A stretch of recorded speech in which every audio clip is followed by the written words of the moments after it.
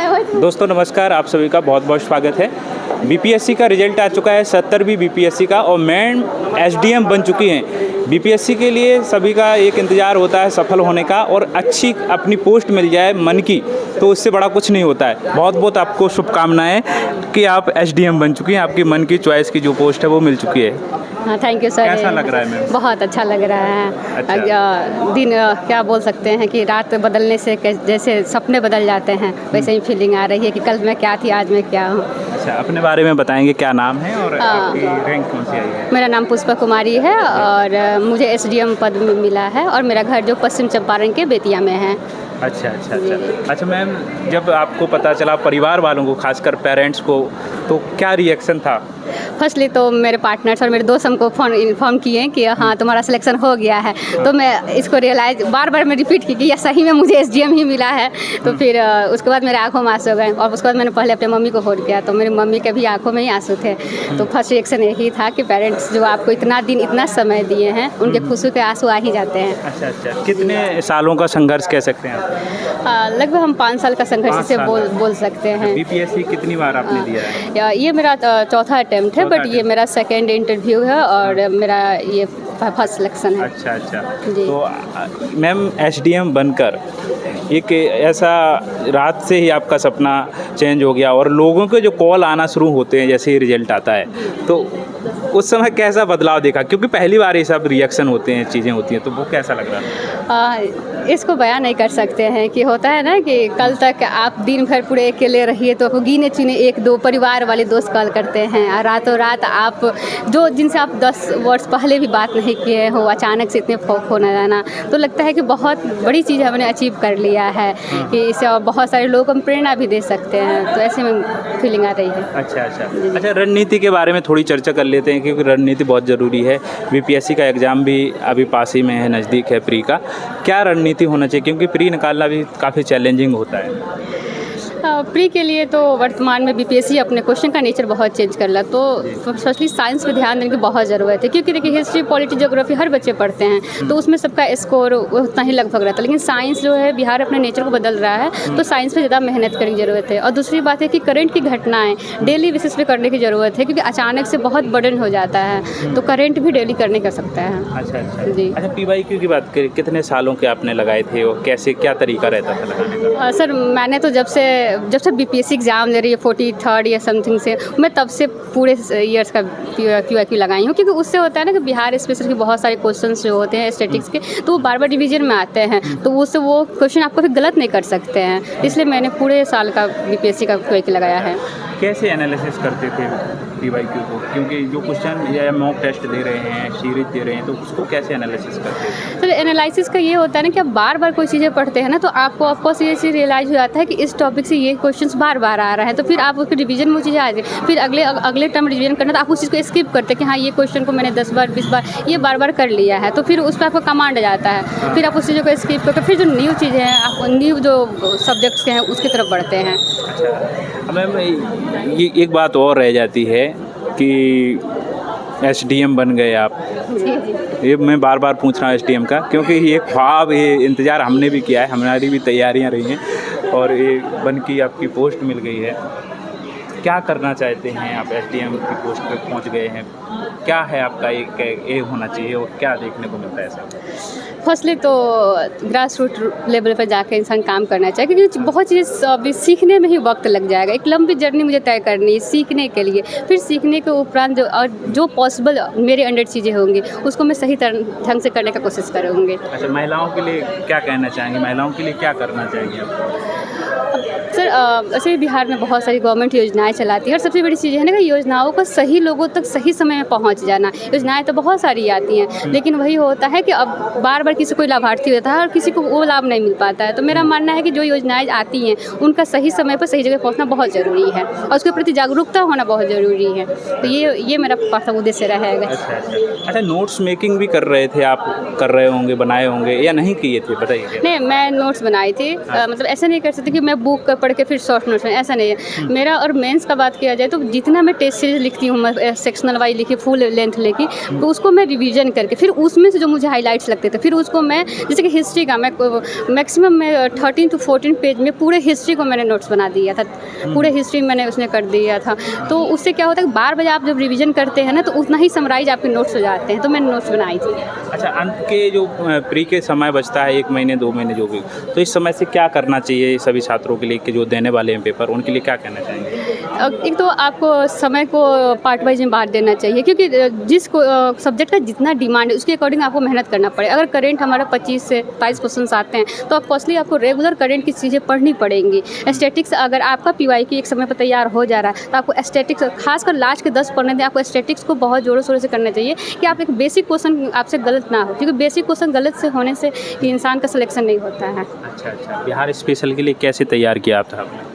Bihar special के लिए market में बहुत सारी बुकें हैं। वैसे फर्स्ट ऑफ मैंने एटोरिया का जो तथ्य सार आता है उसका मैं यूज़ की थी। अच्छा, उस वहाँ से आपने यूज किया था। और इसके बाद पॉलिटी ज्योग्राफी आप UPSC कर रहे होंगे कि केवल BPSC के लिए फोकस थे, बताइए? नहीं सर, यहाँ तो हर कोई सपना IAS बनने का ही लेकर आता है। अच्छा, वो तो आपका वही है, BPSC करो या UPSC करो, लक्ष्मीकांत पढ़ ही रहे होंगे ज्योग्राफी के लिए। जी हाँ, कहने के लिए स्टैंडर्ड बुक तो हमने सब पढ़ा है, क्लासेस किया है, स्टैंडर्ड बुक पढ़े हैं, लेकिन लास्टली आप जब 1-2 अटेम्प्ट नहीं थे, जब आपको सिक्योरिटी की कमी होने लगती है कि आई होप पता नहीं होगा कि नहीं होगा, तो देन उसके बाद इंसान PCS की तरफ अक्सर होता है। और आज रिजल्ट आपके सामने है। UPSC के कितने अटेम्प्ट दिए आपने? UPSC का मैं अभी तक 3 अटेम्प्ट दी हूँ। जी। उसमें कैसा क्या रहा था? अभी तो सफलता नहीं मिली, नहीं बोल सकते हैं, लेकिन 2 बार से तो हुआ, लेकिन इस ईयर मेरे CSET में रह गए।